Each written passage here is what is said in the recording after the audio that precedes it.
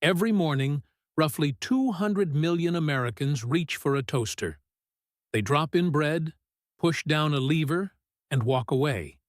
60 to 90 seconds later, the bread pops back up, browned on both sides, and breakfast is served. Nobody watches it. Nobody thinks about it.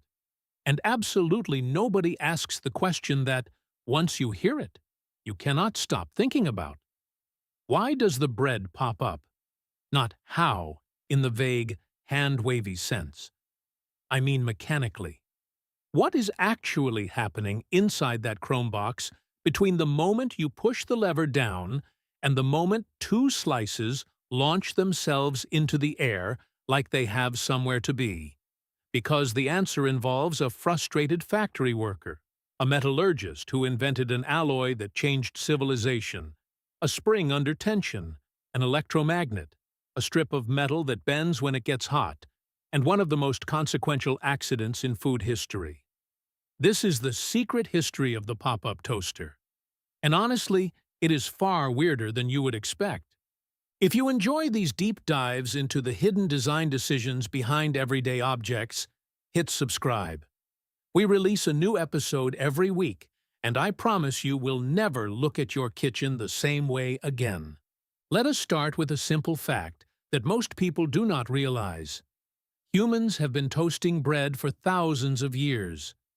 The word toast comes from the Latin tostum, meaning to scorch or burn. Romans held bread over open flames on metal frames. Medieval Europeans used long-handled forks to hold slices near a hearth.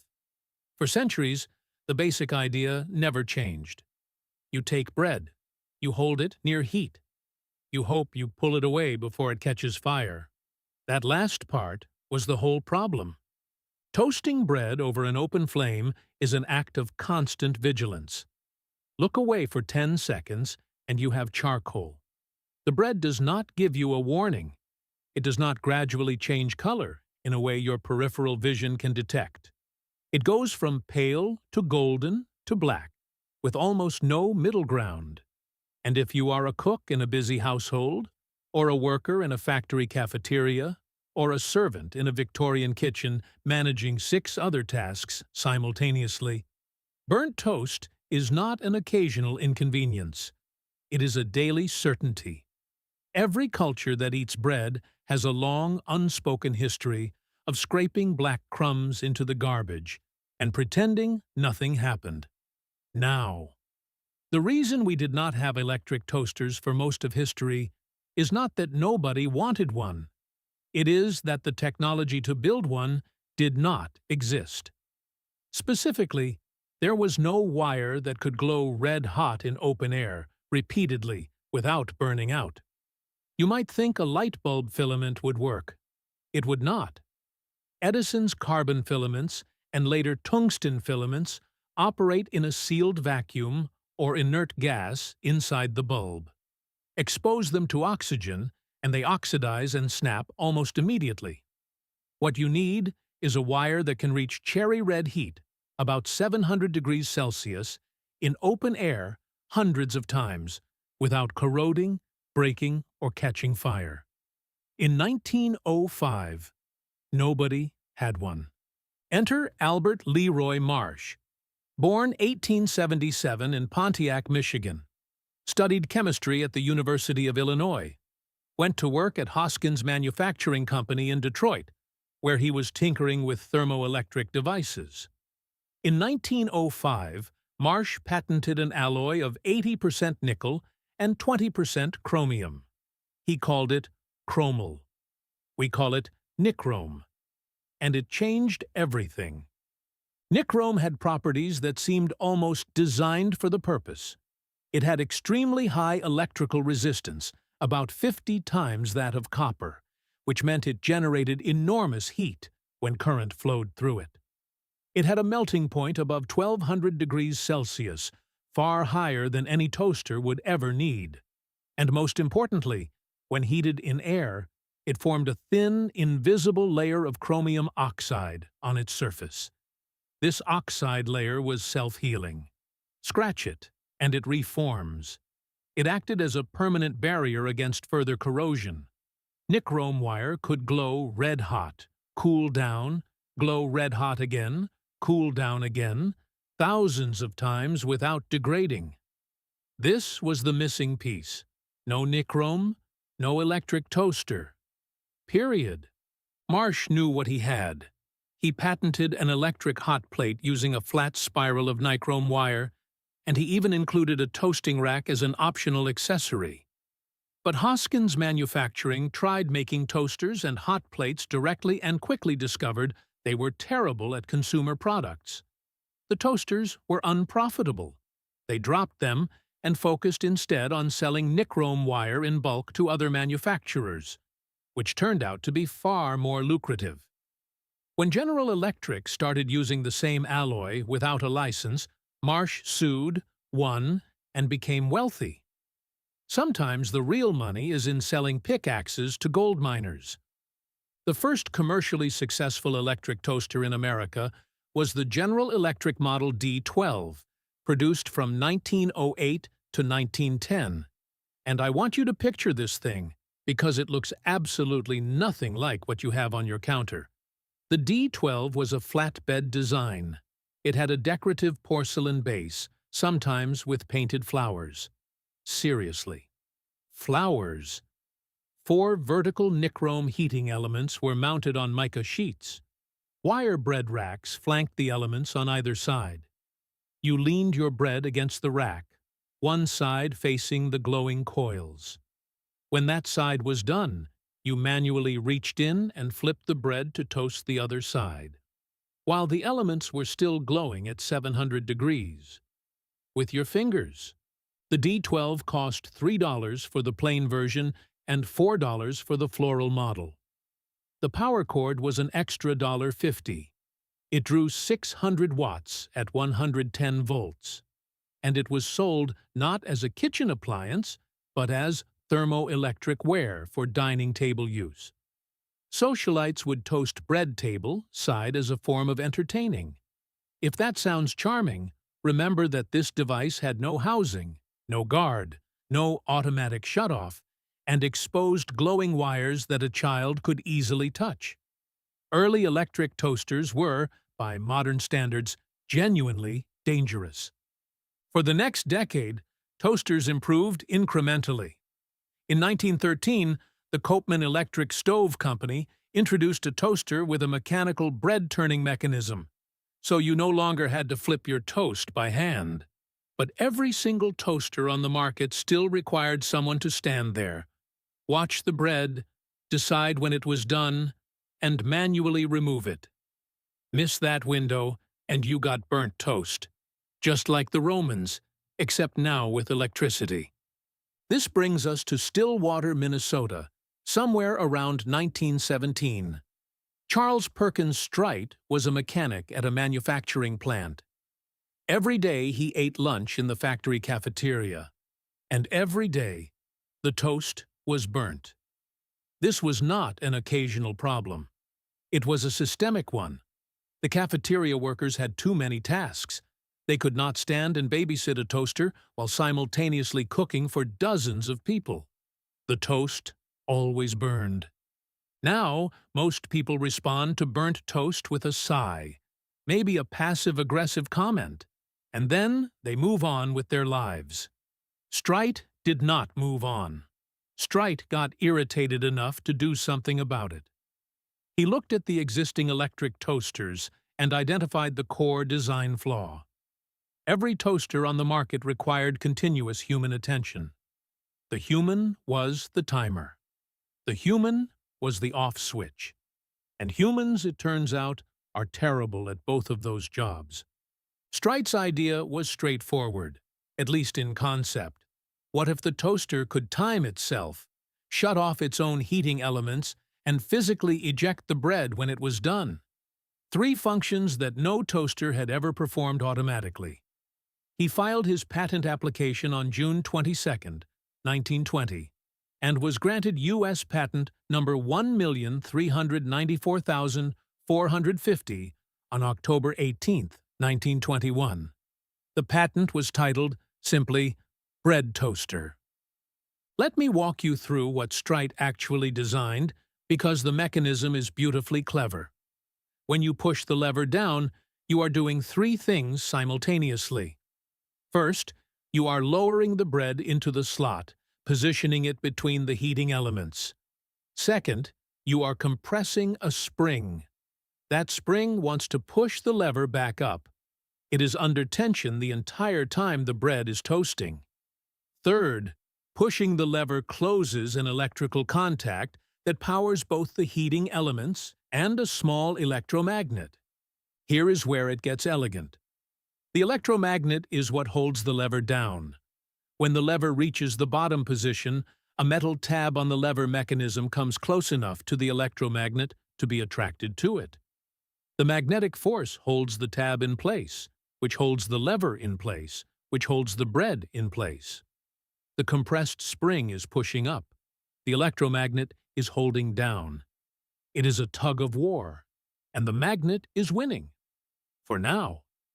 Near the heating elements, there is a bimetallic strip. This is a piece made of two different metals bonded together, often brass and steel. Here is the key. These two metals expand at different rates when heated. As the temperature inside the toaster rises, one metal expands faster than the other. Since they are bonded together, the strip cannot expand evenly. It bends. The hotter it gets, the more it curves. Strite positioned this strip so that when it bends far enough, it trips a switch.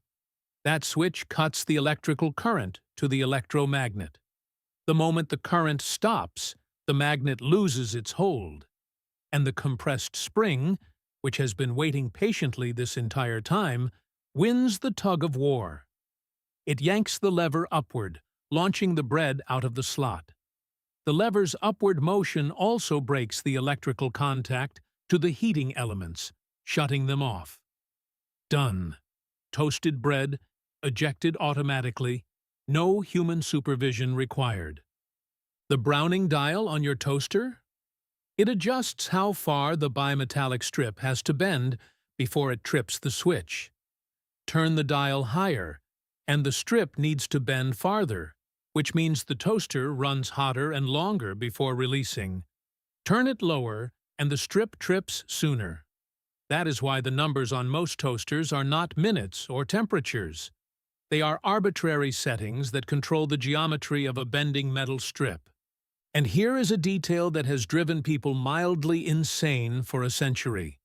If you make 2 rounds of toast in a row, the second batch comes out darker than the first, even on the same setting. This is not your imagination, and the toaster is not broken. The bimetallic strip starts the second round already warm from the first. It reaches the trip point faster, so you might expect lighter toast. But the heating elements are also already warm, so they reach peak temperature faster and deliver more radiant energy in the same time window. In most toasters, the second effect outweighs the first. Your second batch of toast is genuinely getting more heat. Some higher-end toasters solve this with a secondary bimetallic strip that compensates for the residual heat. Most cheap toasters do not bother. Now you know why. Strite's patent was a conceptual breakthrough, but his first prototypes were not exactly consumer-ready. The early versions were designed for commercial use, specifically for restaurants and hotel kitchens. A 1921 advertisement from a Cedar Rapids, Iowa restaurant boasted that the Strite automatic toaster could produce 576 pieces of golden brown toast per hour. That is nearly 10 slices per minute. For a commercial kitchen, this was transformative. For a home kitchen making 2 slices for breakfast, it was massive overkill. To bring the pop-up toaster into homes, Strite partnered with 2 investors from the Twin Cities, Glenn Waters and Harold Genter. Together, they formed the Waters-Genter Company in Minneapolis. Their factory superintendent, a man named Murray Ireland, led the redesign effort to shrink Strite's commercial machine into something that could sit on a kitchen counter. The result was the Toastmaster Model 1A1, released in 1926. It was the first automatic pop-up toaster designed for home use. One slot, one slice at a time. Nickel-plated body. 110 volts, 600 watts. It was beautiful in a utilitarian, Art Deco kind of way, and it cost $25. In 1926 dollars. Adjusted for inflation, that is roughly $400 today. This was a luxury appliance. You were not buying a toaster. You were buying a statement about modernity. The marketing was magnificent. Waters Genter ran advertisements promising perfect toast every time, without watching, without turning, without burning. One tagline read, "Your eyes will pop out when the toast pops up," which is objectively terrible copywriting, but also kind of perfect for 1926. The Toastmaster was marketed not just as a time saver, but as proof that you were living in the future. Electricity was still a novelty in many American homes. An appliance that could cook food and deliver it to you automatically felt like science fiction. Now, here is where the story intersects with another invention in a way that most people do not realize. The Toastmaster launched in 1926. Sliced bread appeared in 1928.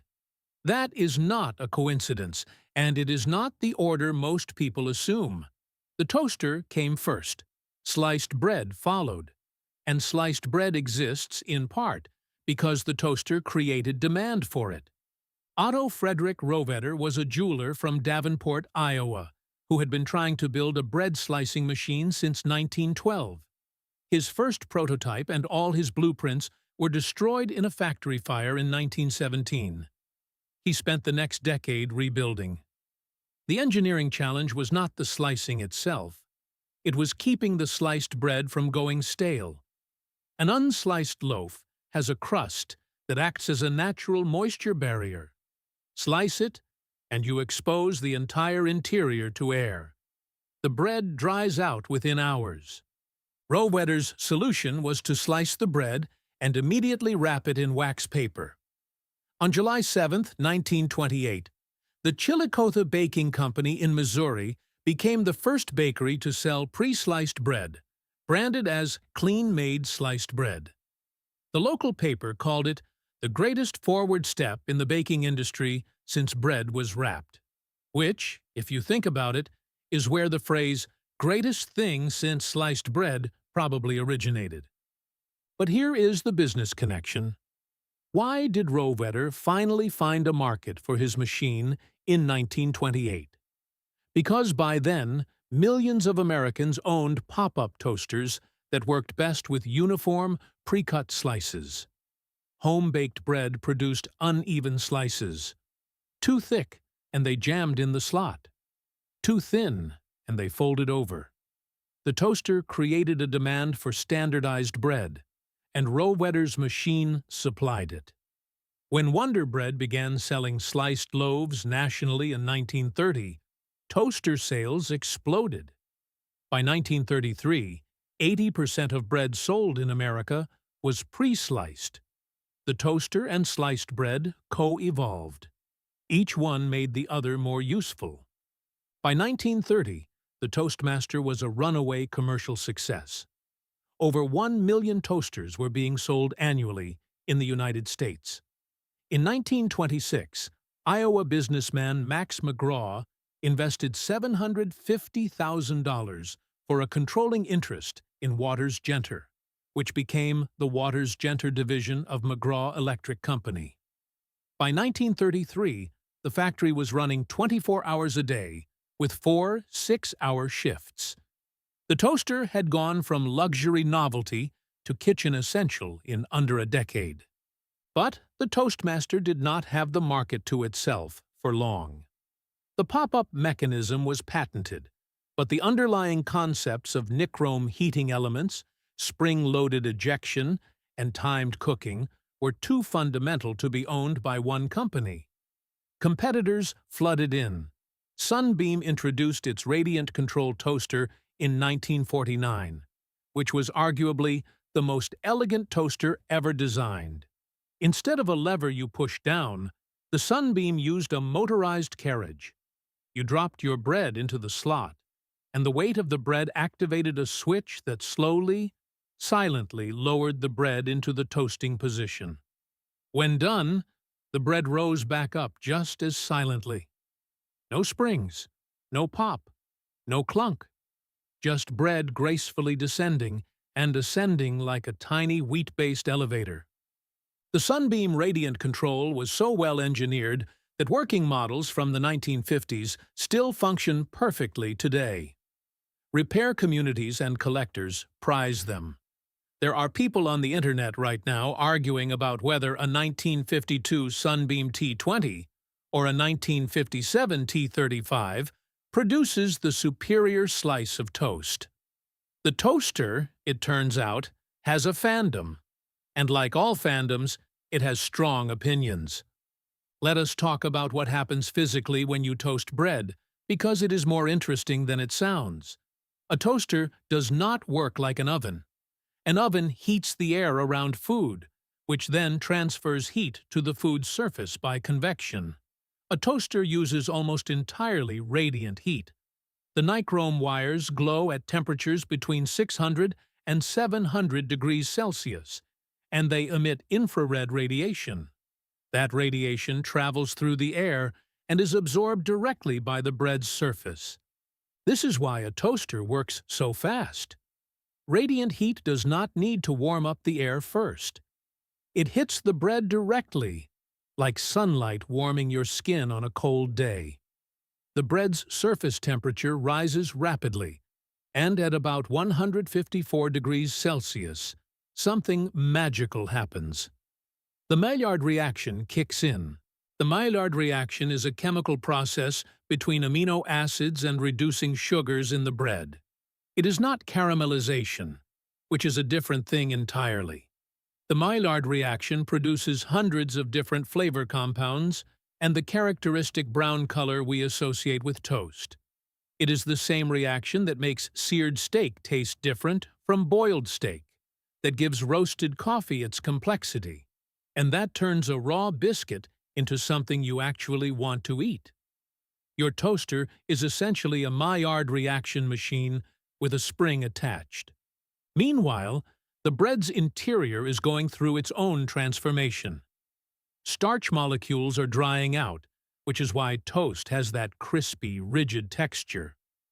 Water near the surface evaporates, creating a thin, dehydrated layer that concentrates the Maillard products. Go too far, and the sugars start to carbonize, producing the bitter, acrid compounds associated with burnt toast, including, incidentally, small amounts of acrylamide, a compound that some studies suggest may be carcinogenic at high levels. Though the actual health risk from toast is, by all credible assessments, negligible. Please do not panic about your breakfast. The point is that the difference between perfectly golden and burnt is a window of maybe 10 to 15 seconds. That is why Strite's automatic mechanism mattered so much. No human standing at a kitchen counter, distracted by children, a phone call, or the existential dread of a Monday morning, can reliably hit a 10-second window every time. But a bimetallic strip can. The toaster does not care about your morning. It just measures temperature and acts accordingly. Let us look at how the toaster evolved in the decades after its core design was established. Because while the basic mechanism of spring, electromagnet, and heat-triggered release has remained largely unchanged for a century, the details have shifted considerably. In the 1930s and 40s, toaster design was heavily influenced by Art Deco and streamlined modern aesthetics. Chrome-plated bodies, rounded corners, bakelite handles, and feet. Toasters from this era look like miniature locomotives or Flash Gordon props. They were designed to sit prominently on the kitchen counter as symbols of electric modernity. Function was important, but style was not an afterthought.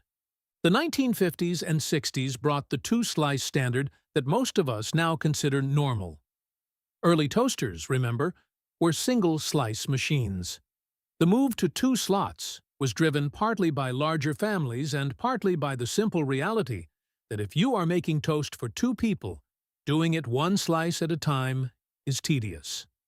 Four-slot, long-slot toasters appeared for even larger households, though they never became the dominant form factor. The 1970s and 80s saw a shift toward cheaper manufacturing. Plastic replaced chrome. Die-cast metal gave way to stamped sheet metal. Toasters became lighter, cheaper, and frankly, less durable. A Toastmaster from 1928 might still work perfectly after 90 years. A toaster from 1985 was designed to last about 5 years. This was not accidental. It was planned obsolescence meeting cost optimization. The toaster went from heirloom appliance to disposable commodity. The 1990s and 2000s brought electronic timers to replace the bimetallic strip in many models. Instead of a metal strip that bends with heat, these toasters use a capacitor-resistor circuit or a simple microchip that counts time. The Browning dial adjusts a variable resistor, which changes how long the capacitor takes to charge, which determines how long the electromagnet stays energized. Same outcome, different mechanism. Electronic timers are more consistent than bimetallic strips because they are not affected by the toaster's residual temperature. Your second batch of toast comes out the same shade as the first, but they lack the analog charm of a metal strip slowly curving in the heat. Today's high-end toasters are almost comically over-engineered for what is essentially a bread heating task. The Balmuda toaster, designed in Japan, costs $300 and uses a steam injection system that adds moisture to the bread's surface before toasting, supposedly creating a better Maillard reaction. The Revolution InstaGLO uses a proprietary heating element that reaches full temperature in under 2 seconds, eliminating the warm-up time that conventional Nichrome wire requires. There are smart toasters with Bluetooth connectivity and phone apps that let you control browning from across the room, which solves a problem that absolutely nobody had. But here is the thing. If you open up a $30 toaster from a big box store and a $300 toaster from a premium brand, the core mechanism is remarkably similar to what Charles Strite patented in 1921. Bread goes down. Heat is applied. Something measures when it is done. Spring pushes bread up. 100 years of product development, and the fundamental architecture has not changed. Push, heat, measure, pop. That is the toaster. That has always been the toaster. Let me take you inside one more time, because there are a few components most people have never noticed. Look down into an empty toaster slot. At the very bottom, you will see a small metal tray. That is the crumb tray, and if you have never cleaned yours, I am not judging you, but please clean it. Years of accumulated crumbs near heating elements is not a fire risk you need in your life. Look at the nichrome elements themselves. In most toasters, they are not bare wires anymore. They are nichrome ribbon, flat strips wound around a mica or ceramic frame. The flat ribbon shape increases the surface area for more even heat distribution. Some toasters use quartz tubes filled with nichrome wire, which heat up faster and produce more focused infrared radiation. These are sometimes marketed as quartz toasters, and they do produce marginally better toast, though whether that marginal improvement is worth twice the price depends entirely on how seriously you take breakfast. The lever mechanism typically has a carriage, a metal cradle that holds the bread and rides on vertical guides inside the slot. When you push the lever, the carriage descends on spring-loaded rails.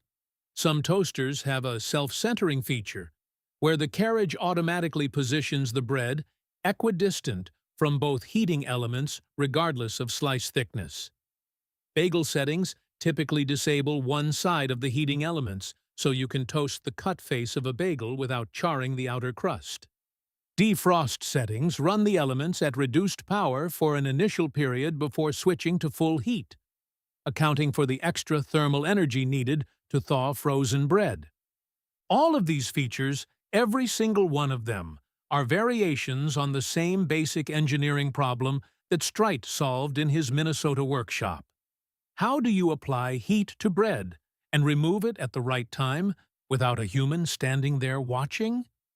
There is one more chapter to this story, and it is about the object that the toaster produced.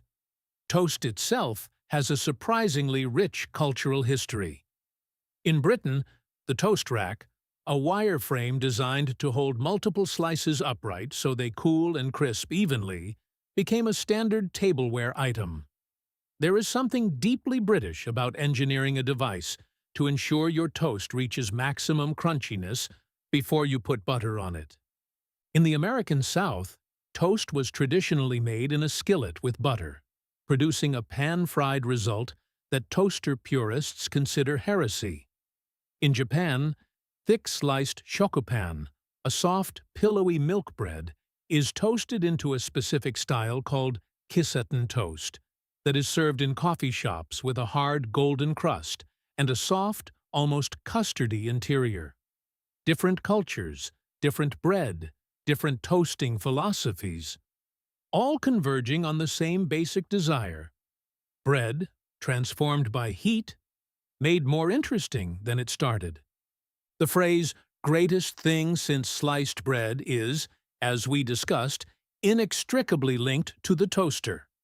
But there is an irony buried in it. Sliced bread is frequently cited as the ultimate benchmark for innovation. Yet the thing that made sliced bread useful, the pop-up toaster, came first. The toaster is the greatest thing before sliced bread, which means sliced bread is, at best, the second greatest thing since sliced bread. The English language has been gaslighting us about breakfast innovation for nearly a century. So where does the toaster go from here? The basic appliance is a mature technology in the fullest sense. The core mechanism works. It is cheap to manufacture. It requires essentially no maintenance. The failure modes are well understood. Broken heating elements, worn-out springs, dead electromagnets. The average American toaster costs between $20 and $40 and lasts 5 to 7 years. That is hard to improve on in any meaningful way. Yet companies keep trying. Transparent toasters with glass walls so you can watch your bread brown in real time. Toasters with built-in egg cookers for a complete breakfast from one appliance. Conveyor toasters borrowed from commercial kitchens that toast bread on a moving belt. Long slot toasters designed for artisan bread that is too wide for a standard slot. Toaster ovens that blur the line between toaster and oven. Air fryer toaster oven combos that blur the line between toaster oven and small restaurant. The fundamental question, how do I brown bread without burning it, has been answered.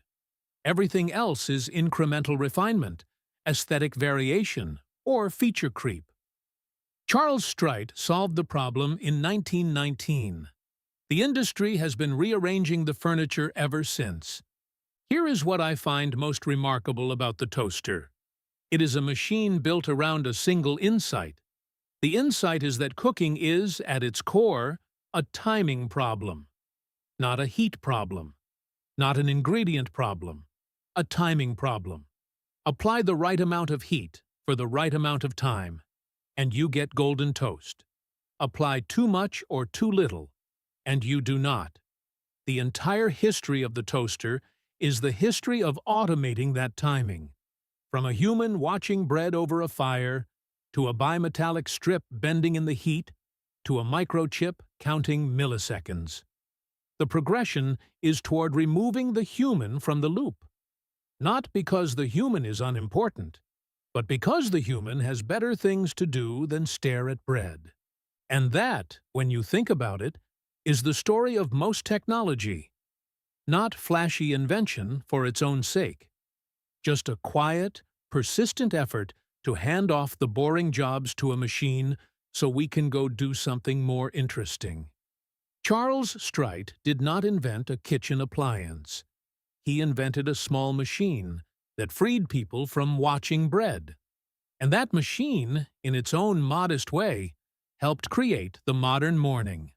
Wake up, push a lever, walk away, come back to breakfast. So the next time your toast pops up, take a second. Think about Albert Marsh in Detroit, mixing nickel and chromium to create an alloy that could glow without dying. Think about Charles Strite in a Stillwater cafeteria, eating burnt toast and deciding he had had enough. Think about the bimetallic strip curving silently in the dark, measuring time in degrees of bend. Think about the spring, coiled and patient, waiting for the exact moment the magnet lets go. All of that engineering, all of that history, all of those patents and prototypes and failed wallpaper and exploded bread, for 2 slices of toast, totally worth it.